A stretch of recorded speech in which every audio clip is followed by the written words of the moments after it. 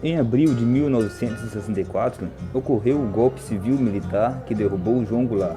Os militares tomaram o poder político e nele permaneceram por 21 anos. A justificativa para o golpe foi a necessidade de restabelecer a hierarquia e a disciplina e livrar o país da ameaça comunista. Uma junta militar, formada por oficiais das três armas, Exército, Marinha e Aeronáutica, assumiu o comando do país e logo nos primeiros dias de abril desencadeou uma violenta repressão contra pessoas, grupos e órgãos ligados ao governo anterior. Os estudantes e jornalistas foram duramente atingidos. Vários deles foram presos sob acusação de subversivos, nome que o governo dava aos que discordavam dele. O prédio da Uni na Praia do Flamengo foi incendiado e o prédio do jornal Última Hora, o único jornal da grande mídia que apoiava João Goulart, foi invadido e depredado. O ativista e diretor de jornalismo da TV Cultura, Vladimir Herzog, foi encontrado morto na sede do DOI-CODE, órgão ligado ao Exército que recebia os presos políticos durante o período militar. Os militares tentavam dar uma aparência de legalidade ao regime. Para isso foi decretado em 9 de abril de 64 pela junta militar o primeiro ato institucional, que mais tarde ficou conhecido como AI-1. Esse decreto dava fim à eleição direta para presidente e permitia ao presidente suspender os direitos políticos de qualquer cidadão por 10 anos e autorizava a cassação de mandatos de parlamentares. No dia seguinte ao AI-1, foi divulgado pelos militares a lista dos 100 primeiros cidadãos que tiveram seus direitos políticos suspensos, entre os quais estavam figuras de destaque na política nacional, como os ex-presidentes Jânio Quadros e João Goulart, e o líder comunista Carlos Prestes. Com base no AI-1, os militares aplicaram 3 tipos de punições: suspensão de direitos políticos, cassação de mandatos parlamentares, transferência de militares para a reserva. Sem a presença dos parlamentares cassados, o Congresso Nacional elegeu o novo presidente do Brasil, o general Humberto de Alencar Castelo Branco. Castelo Branco teve como vice José Maria Alckmin, um político mineiro.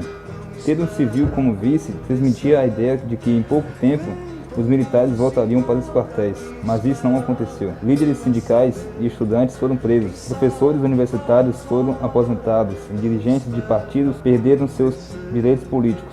O Brasil teve como principal aliado os Estados Unidos. Na área econômica, o governo Castelo Branco aumentou os impostos e as tarifas dos serviços públicos, obteve empréstimos volumosos dos Estados Unidos, incentivou a entrada de capital estrangeiro, ajustou os salários dos trabalhadores sempre abaixo da inflação, eliminou a estabilidade de emprego após 10 anos de serviço, criando em seu lugar o FGTS.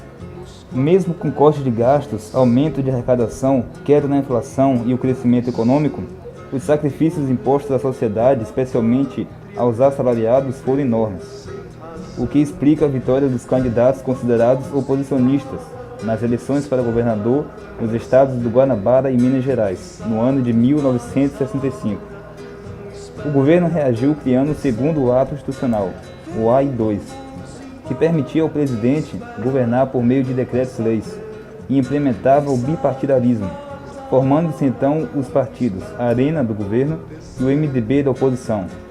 Em 66, Castelo Branco decretou o terceiro ato institucional, o AI-3, que estabelecia eleições indiretas para governadores dos estados. Estes, por sua vez, nomeariam os prefeitos das capitais. Com esses 3 primeiros atos, o presidente da República, os governadores e os prefeitos passavam a ser eleitos indiretamente, fato que mutilava a cidadania no Brasil, pois se negava aos cidadãos o direito de escolher seus governantes. Naquele mesmo ano, Castelo Branco baixou o AI-4, por meio do qual reabriu o Congresso para fazê-lo aprovar uma nova Constituição. A Carta aprovada em 67 ampliava os poderes do presidente da República e restringia o direito de greve em um momento em que os salários iam perdendo o poder de compra. Com mais poderes, o presidente impôs a Lei da Imprensa, que amparava a censura a jornais e revistas, e a Lei de Segurança Nacional, que conferia à Justiça Militar o direito de julgar os crimes de subversão.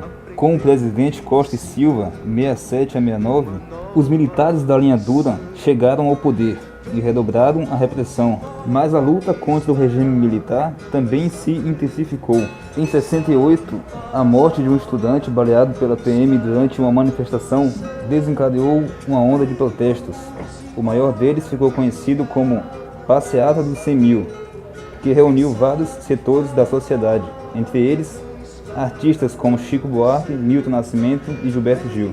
Houve também duas grandes greves por aumento salarial, em Osasco, São Paulo, e Contagem, Minas Gerais, que foram duramente reprimidas pelo governo. Após um deputado federal fazer um discurso incentivando um boicote à parada de 7 de setembro, o governo pediu licença à Câmara dos Deputados para caçar o deputado Moreira Alves, mas a licença foi negada. A resposta do governo Costa e Silva veio em 14 de dezembro de 68, por meio do 5º ato institucional, o famoso AI-5, que permitia ao presidente fechar o Congresso Nacional, fazer leis, ordenar a intervenção nos estados e municípios, caçar políticos eleitos pelo povo, aposentar funcionários públicos e suspender o habeas corpus aos acusados de crime contra a segurança nacional. Alguns meses depois do AI-5, Costa e Silva sofreu um derrame e afastou-se da presidência, mas seu vice, o civil Pedro Aleixo, foi impedido de governar. Uma junta militar ignorou a lei e assumiu o comando do país por quase 2 meses. Neste período, num contexto marcado pelo sequestro do embaixador dos Estados Unidos, a junta aprovou a Emenda Constitucional de 69. Esta medida dava ainda mais poder para o presidente, pois introduzia na Constituição a pena de banimento, pena de morte e a prisão perpétua em caso de subversão. O governo Médici, de 69 a 74, invadiu universidades, perseguiu todos aqueles que considerava subversivos e implantou uma rigorosa censura aos meios de comunicação.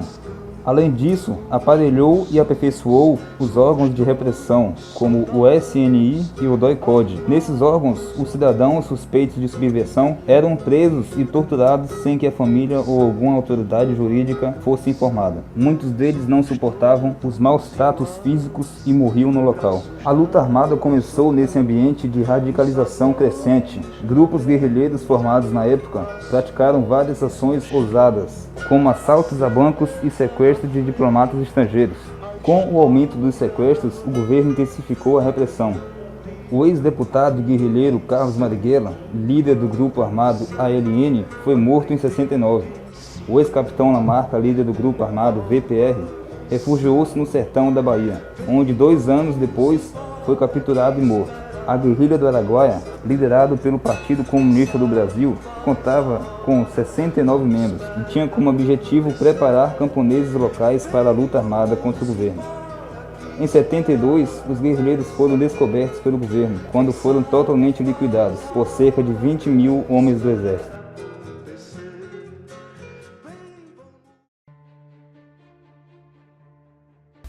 Durante o regime militar, o Brasil teve um aumento na economia. O período da história do Brasil, entre os anos de 1969 a 1973, foi marcado por um forte crescimento da economia.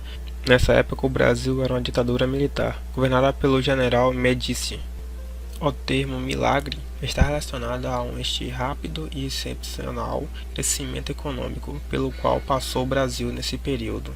Este crescimento foi alavancado pelo PAEG, Programa de Ação Econômica do Governo, implantado em 1964 durante o governo de Castelo Branco. Principais características desse período: aspecto positivo, crescimento do PIB, Produto Interno Bruto, entre 7% e 13% ao ano, melhoria significada na infraestrutura do país e aumento do nível de emprego proporcional, principalmente pelos investimentos nos setores de infraestrutura e indústria. Ao fim do milagre. O crescimento econômico brasileiro começou a diminuir a partir de 1974, com a crise mundial provocada pelo choque do petróleo e o elevado aumento do petróleo no mercado mundial. Afetou diretamente a economia brasileira. Os combustíveis derivados do petróleo aumentou muito, elevando ainda mais a inflação. Fim do regime militar. No dia 15 de janeiro de 1985, Tancredo Neves foi eleito presidente do país. Data encerrou um período de 21 anos de regime militar no Brasil. Há exatos 30 anos, o Brasil dava fim à ditadura.